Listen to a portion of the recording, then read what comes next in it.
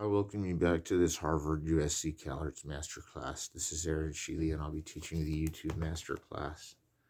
This is the second hour of second class, and we might only get through at least 20 minutes, but bear with me because I have a few films to describe that are excellent films and they're totally amazing. And when you watch everything you've ever seen, these films you can still turn to, and you're like, it's like the first time you've seen it.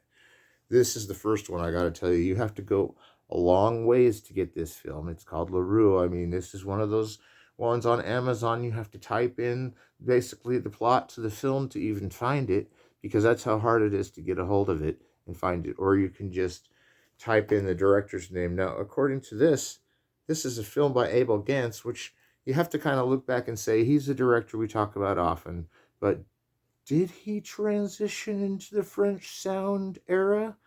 Well, I've heard that he made some sound films. I've read somewhere on IMDb that he made sound films. And even though the probability of him not making sound films is weird, because this film, LaRue, not to mention Napoleon and other films he made, like that they were expendable thing. Well, it was J'accuse. And it's got all these French guys coming out of their grave that are saying, don't go to war because we're dead soldiers. And the reason people die is because there's dead soldiers. But it's not a protest on war, because then there's this sci-fi ending where these actual guards of the French yard have to go fight these like ghosts of World War One or something.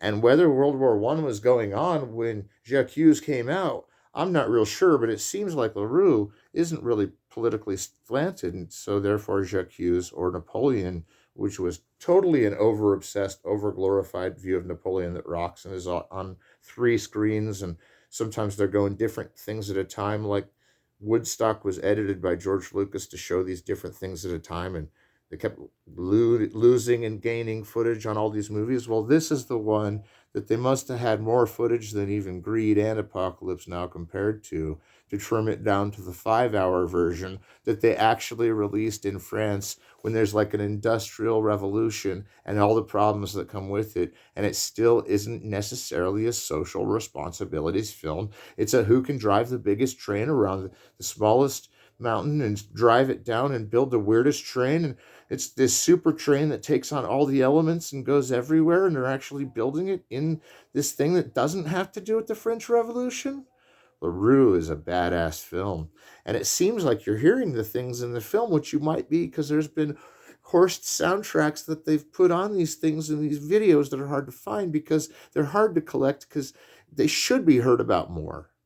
But that there are other collectors that have this movie doesn't make me sound as raunchily obsessed with this film, because I'm glad, because you look at these versions. John Cocteau himself from Beauty and the Beast. There is the cinema before and after LaRue, as there is painting before and after Picasso. And yeah, I mean, I will leave it at that. This, however, is a director that was seriously influenced by Abel Gance and other directors of the French silent era, which we will have a future class on Fouillard and discuss the different vampire and T-Min episodes and things like that. But this is Jean Vigo, and he actually made only 4 films. So if there's ever a director that you need to track down his entire filmography, you can get it Criterion Blu-ray, and that is how rare this disc is, because it's the 4 films by Jean Vigo. Now, we've all heard of La Atlante, right? If we've gone to film school, because everybody there says it's Andrew Sarris, the great critic's favorite movie. Well, the problem with that is Zero for Conduct is on other critics' favorite list, and we all forget who they are, but they're amazingly on Andrew Sarris's, like, parallel, because most critics have to receive that parallel when they get out there and talk about ideas. But that I'd require everyone to see all 4 of his films can only come true now that it's available on Criterion, particularly Blu-ray, the way it's meant to be seen. Now we have Apropos de Nice, which was his first film, and it was silent in 1930 when French had already hooked up sound, very similar to how they had hooked up sound right after America. But Alice Guy had a sound film where there's this Frenchman singing with a horn, and you hear him actually singing, and it was some sound on disc that they looped back into the film, and Never used it again until later. I don't know. But then you have this Therese, which is also a silent film, but it's about this French swimmer who does really good on his laps. And they cut out the sound mainly because they're in a swimming hall. There were too many people shouting in it, muffed up the soundtrack. But apropos Denise, whether he intentionally muffed up or didn't, the soundtrack doesn't matter because it's the coolest, like, short film, which it's 23 minutes long. And it looks here that Therese is 9 minutes long. But that's okay because apropos Denise is like this entr'acte style film that's like about Nice, and nothing really goes wrong, and it's beautiful and has the technology and craft of a man with a movie camera type thing, which you can kind of sort of tell it comes from that film club. And then Therese isn't really political either, even though they want the French swimmer to win the Olympics. And Zero for Conduct's nothing if all the Simpsons ever put together is totally true, because that's the one about the kids go to school, getting anarchy, totally throwing anarchy. The teachers throw a Ludovico treatment at them, and they come back at them with the hard-boiled Goonies that they are. And I'm telling you, the Zero for Conduct movies will never be forgotten, because another title for it, if you've seen the movie as many times I have, it is Young Diablos Go to School. If you even expect to pass at like schools like USC, like I have, you gotta have seen Young Diablos Go to School, because by the time you see it, you realize that they're gonna stage an even bigger Ludovico treatment. So that's the one I gotta cheer my film school buddies up about. Only has one passion, but making sure the kids go to film class where we can show them all dreadful dreadful films that are actually good. But The Devil Probably My Breast Sign, I don't think I could really recommend that at this point. Although I'd have to say, if you're a hardcore cinema buff, you know the reason for not the reason for the reason that there's a strange thing in that film that promotes Greenpeace. But why does it have to promote Greenpeace with a hateful wrath? We'll discover that later. Anyways, then there's La La Land, which blows it all away and is the best movie of all time. And we've discussed it a little bit, but I'd like to further say La La Land does not necessarily stand for Atlantis, but the goddess Atlant, which is a goddess that had transformed from a superpower of man to become a fairy and make sure no ship shipwreck, especially when there's a wife aboard the ship.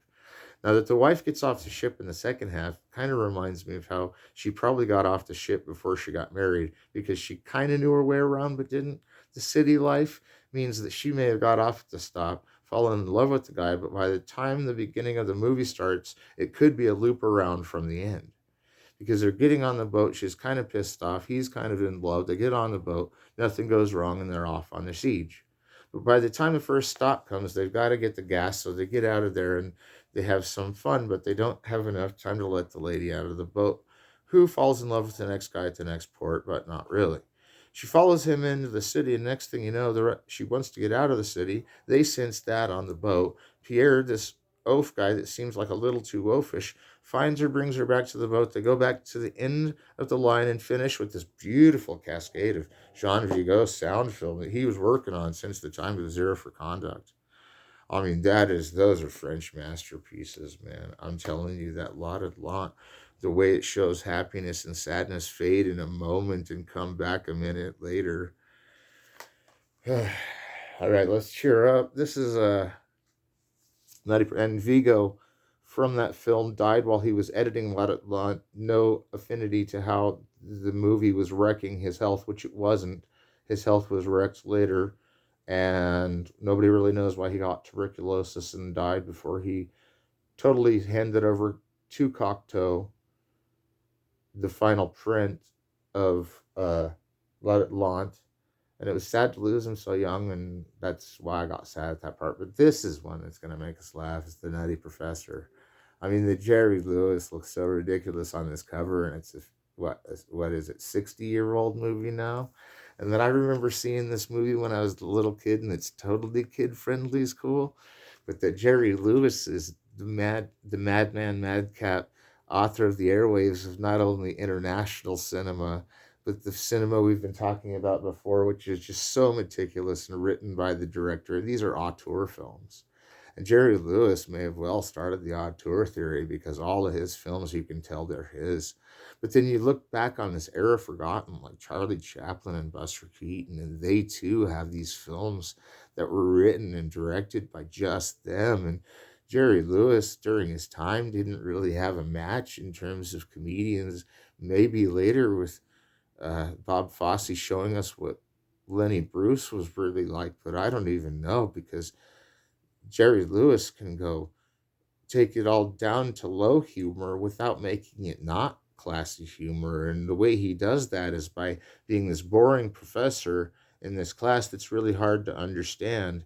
And then somebody in the class gives him a way of making this potion just by saying something that was off base to him. And he makes this potion, which makes him into a pimp. But at the same time, you're thinking maybe he's taking a placebo and he's just acting really this cool in real life. Like that's how he acts when he's in the Rat Pack. And then he goes back down to this nerd to make movies about him. But the movie's about the nerd at the end, because by the time he's converted to cool dude and nerd through this potion, he knows he wants to be cool dude forever, but his original identity was nerd, which is the exact opposite of Jerry Lewis, which he never revealed, not even in King of Comedy, that he was the badass pimp in this film.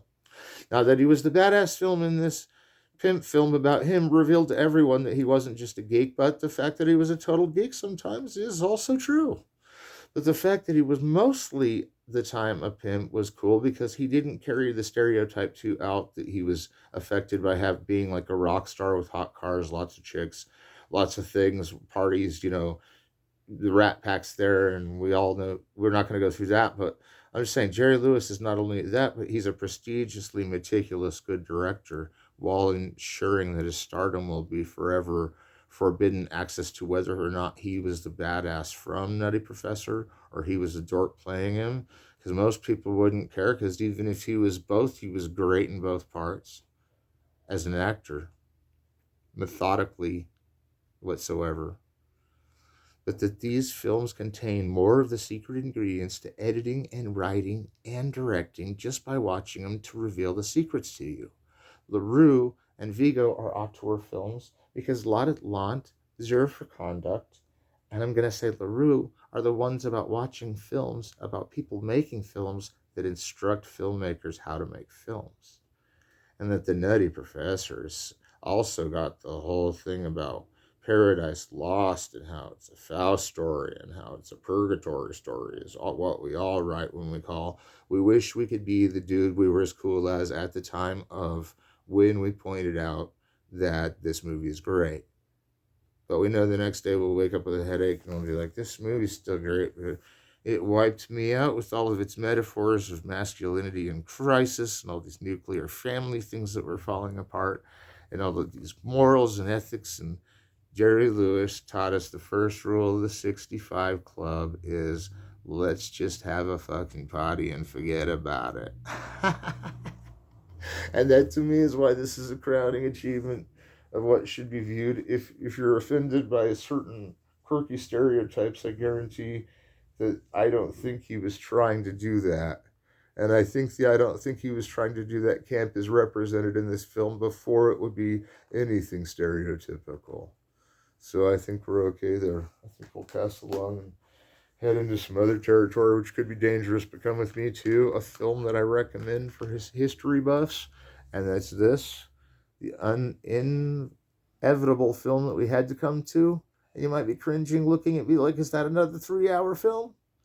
But it's so beautiful in Technicolor that it's as poetic and wild as Saving Private Ryan, for one thing, and that it's the whole film about the guy that escapes from death camp that has to fly the Americans back into death camp so they can destroy the death camp leader is so Apocalypse Now and makes me so apologize for ever thinking Apocalypse Now was some kind of like over-dominant movie, because David Lean takes it to the max and it's all against all in a colonial battle that is so much more devastating on Earth to even think would have happened in the most noble war happened. The British commander builds the Japanese bridge that the guy that escaped the death camp and put everybody at danger of being there or coming back comes back and blows up the bridge and has to kill the guys that put up the bridge and it's an everybody dies clause, that at least in Apocalypse Now they got off the raft even if they had to start the movie again.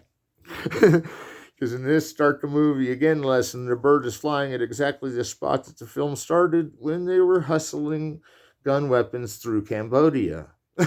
Probably, or wherever this was filmed, Uzbekistan, or whatever the director tried to say. It's David Lean. He's allowed to film any country. Hell, he's the ambassador to Spain.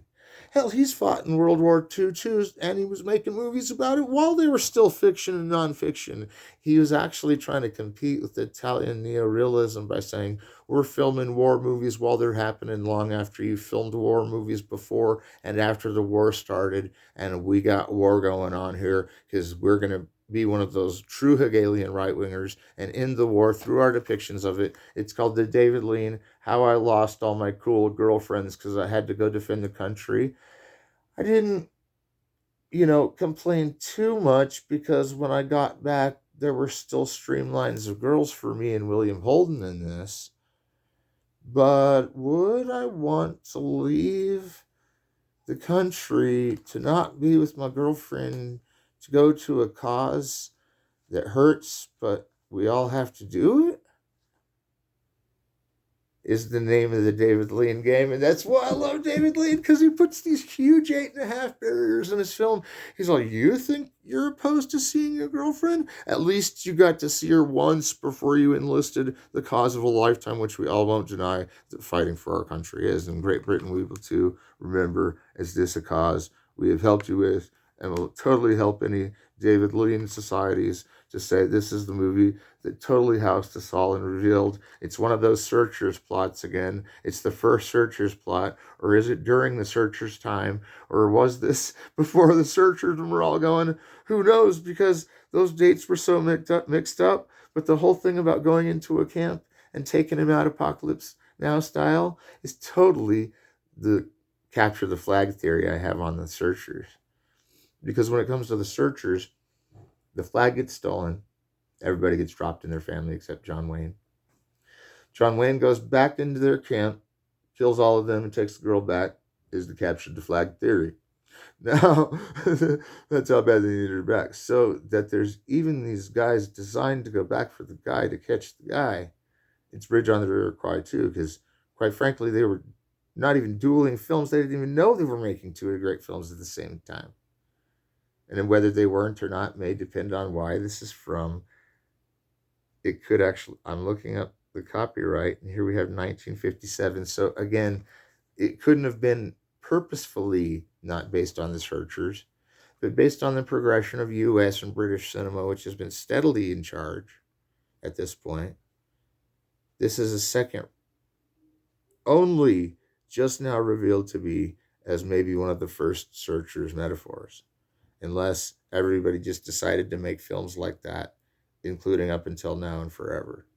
So I'm going to say that that's okay on this one, that there's moments in this that are so memorable that we're all thinking of the same song to think and can't because it's copyrighted by them is cool.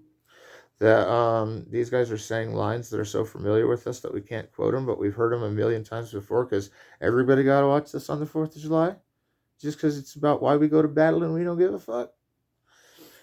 And this is the one, dude, that tears me up because, like, everything goes wrong and I'm still so proud to be a supporter of the Army.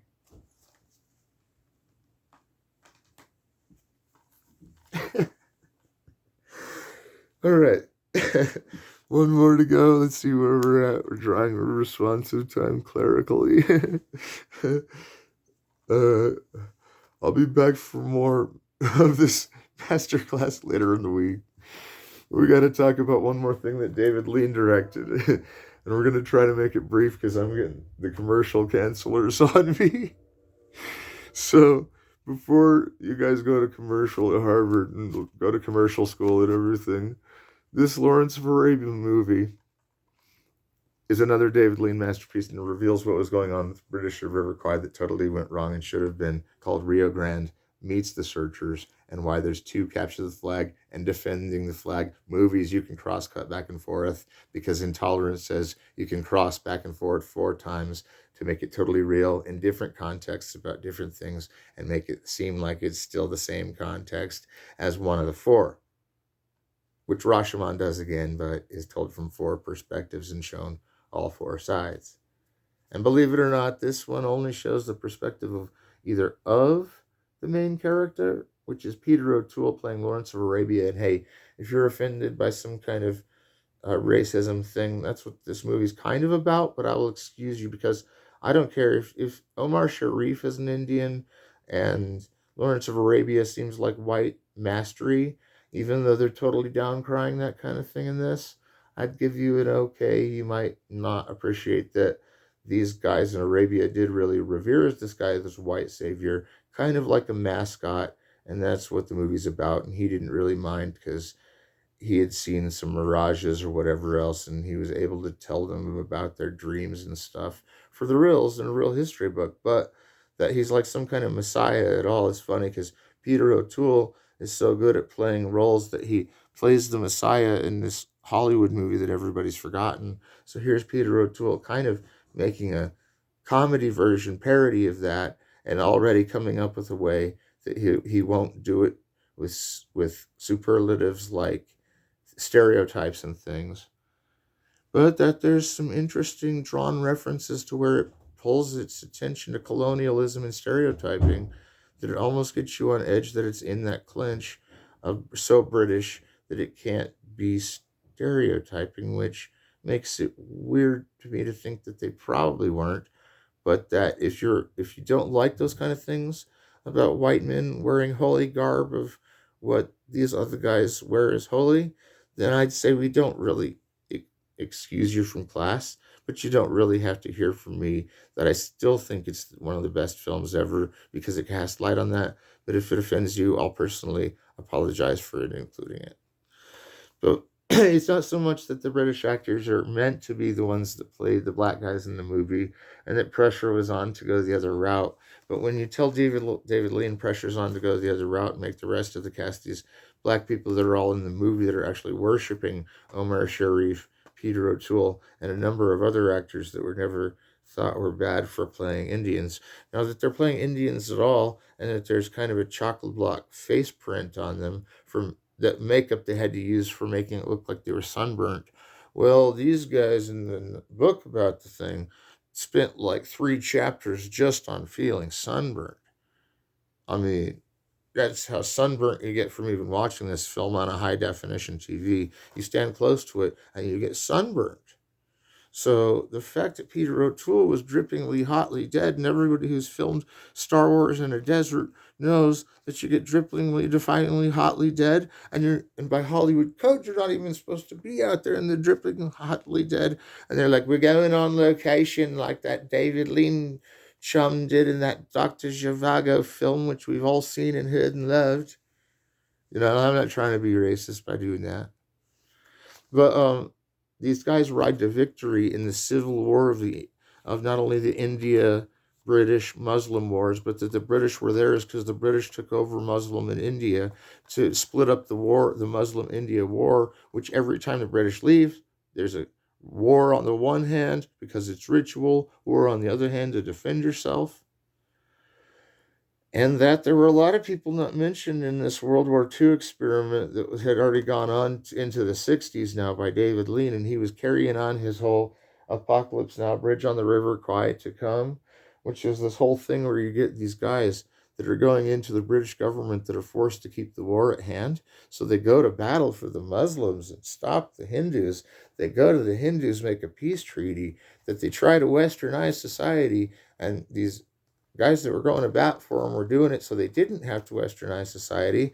But what the heck, David Lean gets accused of westernizing society because of the fact is that they just did it to the point that it made their comfort to the city where they needed to retain their control over it. Lawrence was like, well, I know I've done my work here, but I'm so dizzy from the sunburns we had in chapter 1 that he really is in times in the movie so enamored with his white messiah factors that he's like, You must crucify me if I'm the white Messiah. And it's so funny that it's blended in with this European theatrical style of not being culturally embarkable on David Lean saying, now we're really going to twist the screws on them because we got all these guys that are British to play the guys who are Indian, except we forget that they're actually the British government ones in to save India from the Middle East.